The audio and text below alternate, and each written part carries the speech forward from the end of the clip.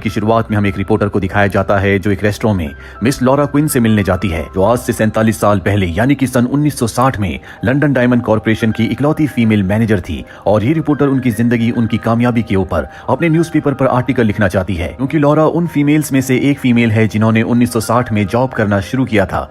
Laura एक box खोल कर दिखाती है। उस बॉक्स के अंदर एक बहुत ही बड़ा, बहुत नायाब हीरा होता है। लॉरा बताती है कि मैंने ये 1960 में लंदन डायमंड कॉर्पोरेशन से चुराया था। कहानी यहाँ से अतीत के पन्नों में जाती है, जहां पर सन 1960 में लॉरा लंदन डायमंड कॉर्पोरेशन में मैनेजर है और आज बोर्ड मीटिंग में इस कंपनी के जो ओनर होते हैं वो कंपनी के नए मैनेजिंग डायरेक्टर को चुनते हैं, जिस बात से लॉरा को बहुत डिसअपॉइंटमेंट होता है, क्योंकि इस पद को वो डिजर्व करती है। पिछले 6 बार से उसे प्रमोशन नहीं दिया गया और इसका सिर्फ एक ही कारण है कि वो एक फीमेल है। दरअसल इस वक्त में मेल एम्प्लॉयज को ज्यादा प्रेफरेंस दी जाती थी, इसीलिए लॉरा को प्रमोशन नहीं मिल रहा। इस बात से वो बहुत ज्यादा डिसहार्टेड होती है, पर वो अपने आप को मोटिवेट करने के लिए एक कागज पर लिखती है, don't give up, work harder, you will win. इसके बाद वो हर रोज की तरह अपने काम पर लग जाती है। उसके केबिन में यहीं पर काम करने वाला एक सफाई कर्मचारी जिसका नाम हॉब्स है, वो सफाई करने के लिए आता है और लॉरा से कुछ देर बात करके वहां से चला जाता है। अगले दिन लॉरा जब अपने केबिन में आती है तो उसके लिए एक लेटर आया होता है। वो एनवलप खोलती है जिसके अंदर मूवी का एक टिकट होता है, साथ ही वो कागज का टुकड़ा भी होता है जिसमें उसने लिखा था, don't give up,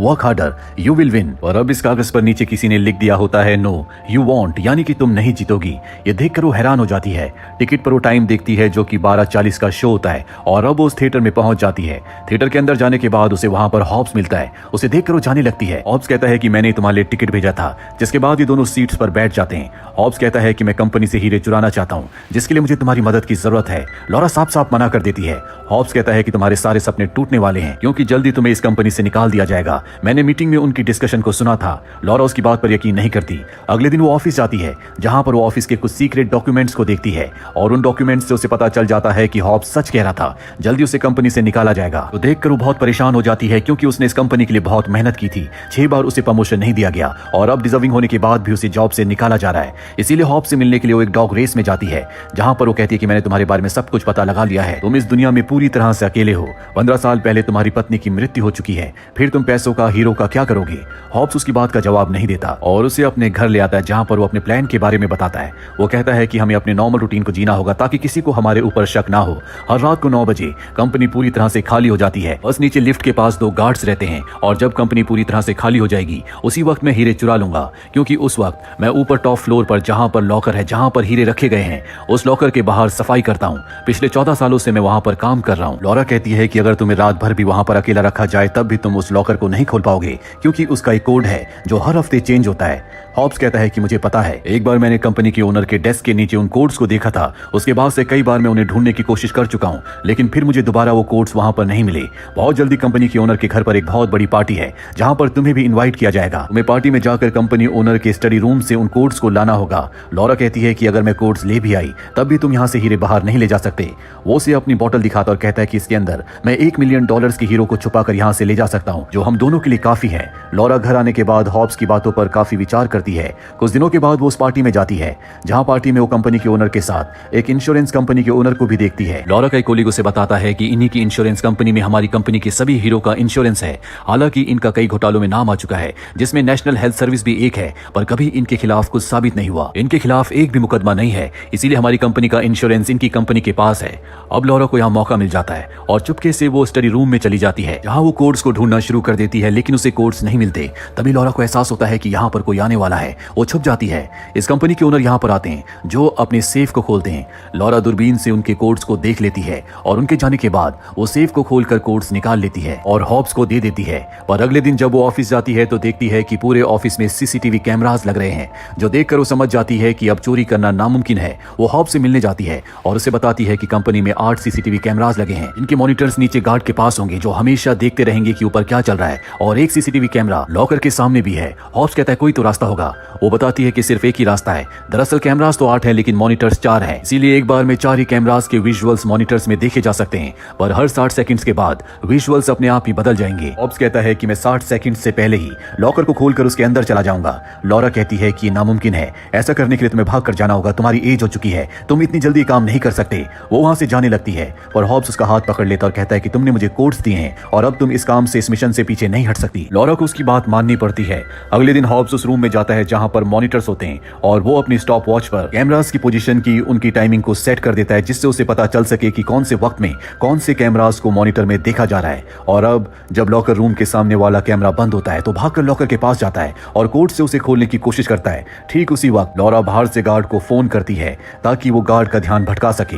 guard phone attend करने के लिए जाता है और दूसरी तरफ से उसे कोई आवाज नहीं आती। और अब हॉब्स जो अंदर पहुंच चुका है वो देखता है कि वहां पर हीरो का अंबार है, बहुत सारे हीरे उसके सामने है। वो अपना काम पूरा करने के बाद अपनी स्टॉप वॉच को देखता है और जब लॉकर के सामने वाला कैमरा ऑफ होता है, यानी कि वो मॉनिटर पर नहीं दिख रहा होता, तो वो जल्दी से लॉकर से बाहर निकलकर उसे बंद करके उस जगह से निकल जाता है। और जब वो अपनी बॉटल लेकर कंपनी से बाहर निकलता है तो गार्ड आता है, उसे वापस कंपनी के अंदर ले जाता है। हॉब्स डर चुका है, लेकिन वो गार्ड कहता है कि तुम्हें टॉयलेट साफ करना होगा, टॉयलेट बहुत गंदा है। हॉब्स टॉयलेट साफ करके घर वापस आ जाता है, जहां वो अपनी बॉटल के अंदर से कॉफी को गिराता है, पर उसके अंदर हीरे नहीं होते, यानी कि वो हीरे अपने साथ नहीं लाया। वहीं अगले दिन हमें लॉरा को दिखाया जाता है जो अपने केबिन में बैठकर काम कर रही होती है। और अब कंपनी के सीनियर एम्प्लॉयज लॉकर रूम में जाते हैं, जिसके बाद कंपनी में अफरा तफरी मच जाती है। लॉरा समझ जाती है कि उन्हें हीरे चोरी का पता चल चुका है, लेकिन वो हैरान होती है कि इतने सारे हीरो के बीच में अगर किसी ने एक बॉटल हीरे निकाल भी लिए, उन्हें कैसे पता चला। इसके बाद लॉरा को उसी लॉकर रूम के अंदर बुलाया जाता है और जब लॉरा वहां पर जाती है तो देखकर हैरान हो जाती है। दरअसल वहां पर एक भी हीरा नहीं होता। वो सोच में पड़ जाती है कि अकेला हॉब्स 200 टन हीरे यहां से गायब कैसे कर सकता है। इतने सारे हीरे ले जाने के लिए उससे ट्रक की गाड़ियों की जरूरत पड़ती। और अब वो हॉब्स से मिलती है और उससे पूछती है कि तुमने काम कैसे किया, हमारे बीच में डील हुई थी कि तुम सिर्फ एक बॉटल हीरे चुराओगे, लेकिन तुमने सारे हीरे चुरा लिए। हॉब्स उसकी बात का कोई जवाब नहीं देता। यहाँ पर कंपनी ने एक प्राइवेट इन्वेस्टिगेटर को हायर किया होता है, वो इन दोनों को बात करते हुए देख लेता है, जिसके बाद वो हॉब्स को अपने पास बुलाता है। ऑफिस खत्म होने के बाद लॉरा हॉब्स से एक रेस्टोरेंट में मिलती है और उससे पूछती है कि तुमने सारे हीरो का क्या किया, तुमने इतने सारे हीरे कैसे चुराए और उस इन्वेस्टिगेटर ने तुमसे क्या पूछा। हॉब्स कहता है कि मैंने उस इन्वेस्टिगेटर की किसी बात का कोई जवाब नहीं दिया और वक्त आने पर तुम्हें सारी बातें पता चल जाएंगी। अगले दिन लंदन डायमंड कॉर्पोरेशन के ओनर से मिलने उन्हीं की कंपनी में एक आदमी आता है और कहता है कि तुम्हें अगर अपने चोरी हुए सारे हीरे चाहिए तो तुम्हें 100 मिलियन पाउंड्स देने होंगे। वो उससे पूछते हैं क्या तुम चोर को जानते हो। वो कहता है कि नहीं, मैं उसे नहीं जानता, ना ही मैं कभी उससे मिला हूँ, उसने बस मुझे मैसेज तुम तक पहुंचाने के लिए कहा है। इसके बाद जो ओनर होते हैं वो उस लेटर को पढ़ते हैं जिसमें लिखा होता है कि अगर तुम्हें अपने सारे हीरे वापस चाहिए तो तुम्हें 48 घंटों में मुझे पैसे देने होंगे। अगर तुमने 48 घंटों में पैसे नहीं दिए तो तुम अपने हीरो को वापस दोबारा कभी नहीं देख पाओगे। इसके बाद जो इन्वेस्टिगेटर होता है वो लॉरा को अपने पास बुलाता है और पूछता है कि तुम्हारा हॉब्स से क्या संबंध है, मैंने तुम दोनों को बात करते हुए देखा था। लॉरा कहती है कि वो एक अच्छा इंसान है, कई सालों से वो यहाँ पर काम कर रहा है, इसीलिए हमेशा मैं उससे बात करती हूँ। और इसके बाद लॉरा कंपनी के एक सीनियर ऑफिसर से मिलती है और कहती है कि मैं इन्वेस्टिगेटर के साथ मिलकर काम करना चाहती हूँ ताकि जल्द से जल्द हम चोरी किए हुए हीरो को वापस बरामद कर सकें। वो उसे परमिशन दे देता है। दरअसल लॉरा ने ये इसलिए किया होता है ताकि उसे पता लग सके कि इन्वेस्टिगेटर अपनी इन्वेस्टिगेशन में क्या क्या कर रहा है। वही कंपनी के ओनर को दिखाया जाता है जो इंश्योरेंस कंपनी के ओनर को अपने पास बुलाता है और कहता है कि तुम्हें सारी रकम चुकानी होगी जो कि 100 मिलियन पाउंड्स है। इतनी बड़ी रकम चुकाना उसके लिए नामुमकिन है, अगर उसने ऐसा किया तो वो सड़क पर आ जाएगा। तभी यहाँ पर इन्वेस्टिगेटर और लॉरा आते हैं। इन्वेस्टिगेटर बताता है कि ये काम किसी कंपनी के एम्प्लॉय ने किया है और कोड्स को पार्टी वाले दिन आपके घर से चुराया गया था। इंश्योरेंस कंपनी का ओनर डायमंड कंपनी के ओनर से कहता है कि अगर हमें पता चला कि आप इसमें शामिल है तो हम आपके खिलाफ केस करेंगे।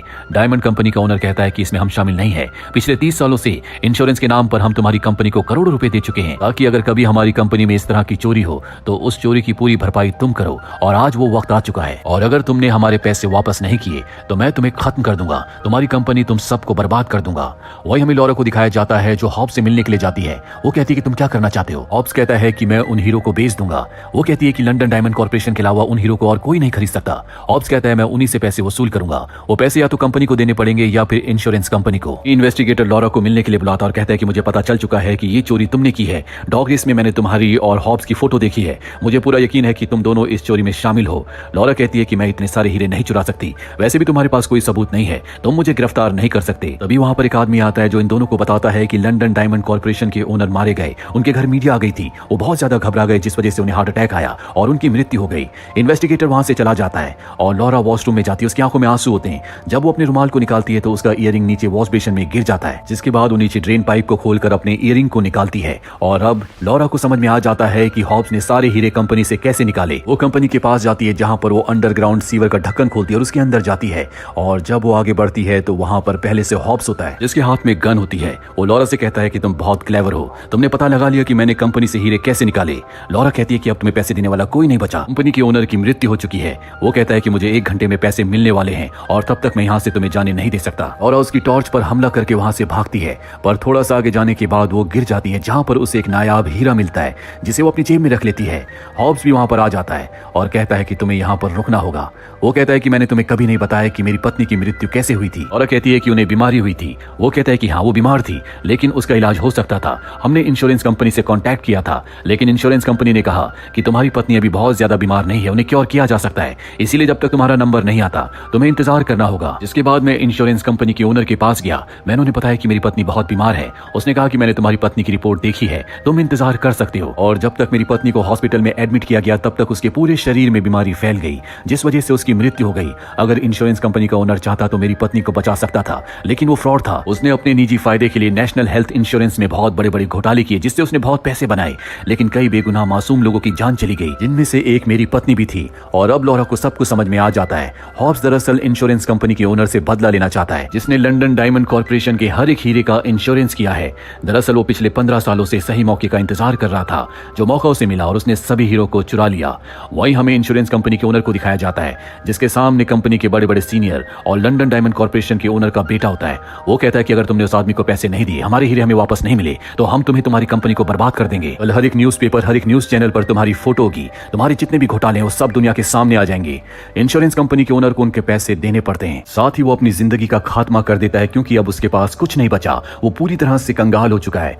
दूसरी तरफ हमें हॉब्स को दिखाया जाता है, जो लॉरा को बताता है कि मैं लॉकर रूम के अंदर गया, जिसके बाद मैंने बहुत सारे डायमंड्स को डस्टबिन के अंदर डाल दिया और स्टॉप वॉच में टाइम देखा, और उस 1 मिनट में मैं बाहर आया जिस मिनट में कैमरे के विजुअल स्क्रीन पर नहीं आ रहे थे।